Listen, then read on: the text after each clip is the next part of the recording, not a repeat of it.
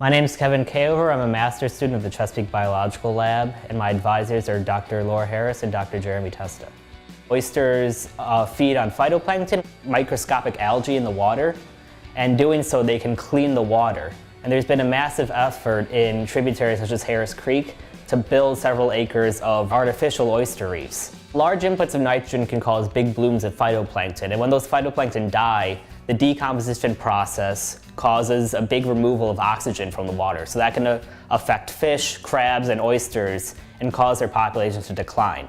So basically, I'm looking at how do these reefs that we're building minimize the effect of these phytoplankton blooms. Besides being an important food source, oysters also serve as a great habitat for fish and crabs and other important species in the bay. They also remove phytoplankton from the water that can cause these massive blooms which cause anoxia or low oxygen conditions. So they provide a very crucial role to our bay, and the restoration efforts is one way to try to increase their population and try to increase some of the services that they provide. I'm working to build a computer model of particle removal and nitrogen dynamics on a restored oyster reef. So my model is basically looking at some of the ecosystem services those reefs provide. I went out this summer on a tidal survey and surveyed an oyster reef back and forth for about 14 continuous hours, looking at how the water quality and water dynamics change over the reef.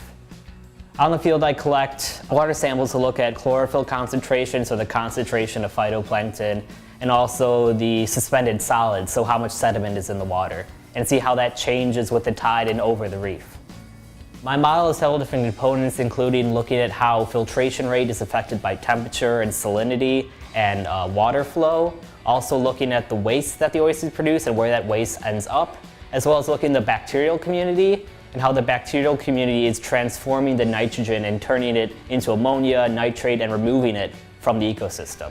So the model that I create will hopefully be used by managers to see how do they build these artificial reefs to maximize nitrogen and phytoplankton removal, and in turn maximize their ability to clean the water and to improve the water quality.